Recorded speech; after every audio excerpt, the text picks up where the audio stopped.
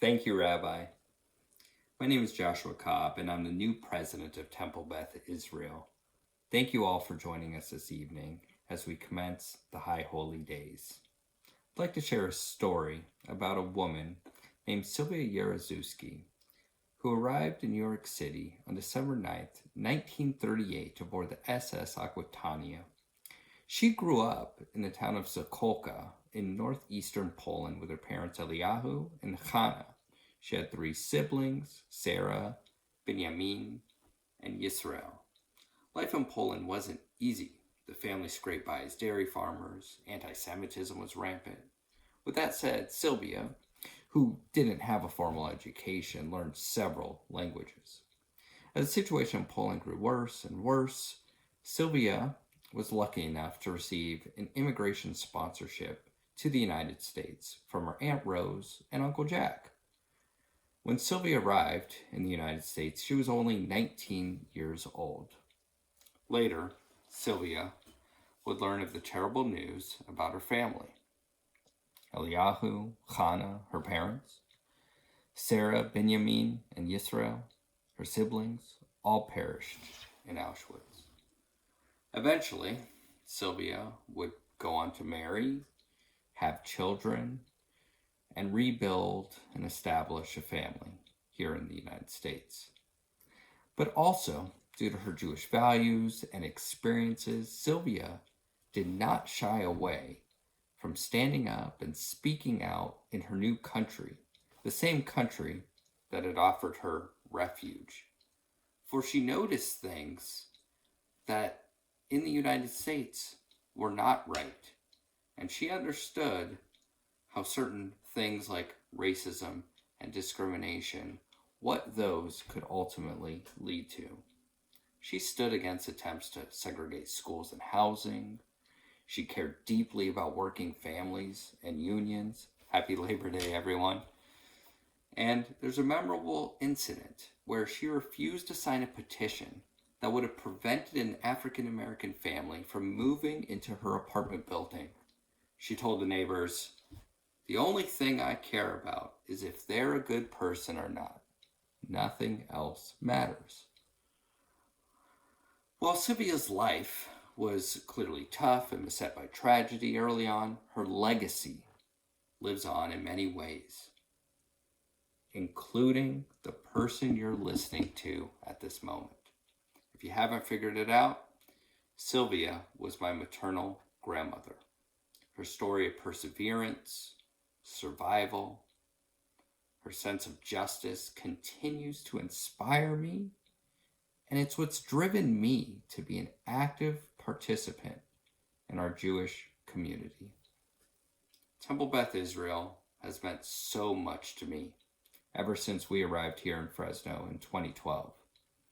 I've shared so many special moments in our sanctuary, and over the past year and a half have shared special moments virtually as we continue to deal with the COVID-19 pandemic. I would like to point to a very special moment prior to the pandemic. That moment was December 21st, 2020. We had a combined baby naming ceremony for my son Avner. He was born on December 14th of that year, and a bat mitzvah for our oldest, Anastasia, who was 18 at the time. Yeah, wide age gaps, I know, I get it. Long story. Anyways, the day was a gift to our family. At this double mitzvah event, I reminded Anastasia that her sixth grade teacher sent me something she had written in class after they had been analyzing a Yiddish lullaby. The teacher was so impressed, he felt he needed to share it with me. So I was thinking it might be good to share with you, the congregation, Anastasia's words from when she was in 6th grade. And she wrote, "The fire in this lullaby represents Jewish culture, and it is a source of warmth and comfort to the people, but it is also something that needs to be taken care of, because if it is not, then the fire may go out and the culture could disappear." I'd say this is a good time to start talking about the high holiday appeal. How are we going to keep this fire alive? The source of comfort, the source of warmth? Well, ironically enough, let's talk about air conditioning. You know, I became president on July 1st, and shortly thereafter, the AC in the social hall went kaput. Because, of course it did. While your temple leadership over the past several years have been great stewards of our finances, this is a significant expense. We're currently receiving bids, and I can tell you this AC unit will cost our synagogue approximately $60,000. I'm asking for you to please donate to our High Holiday Appeal to help us offset this expense. Any amount is welcome. And guess what? It's really easy to do. Just go to tbifresno.org/giving/ oh wait, maybe that's not so easy, too many backslashes. Or, well, maybe if that's too much, what you do is you go to tbifresno.org. There's a tab at the top. It says Support TBI. Click on that and then go to Giving. And then you just fill out your information there. Make sure you check off High Holiday Appeal. Fairly simple. But I'm also sure, in this virtual world, Rabbi will be able to, share you the actual website and you'll be able to see it. Well, I have to say, it's an honor and a privilege serving as your TBI president. And on behalf of the officers of TBI, the board of directors, and staff of Temple Beth Israel, we wish you a very happy and healthy new year. Lashana Tova.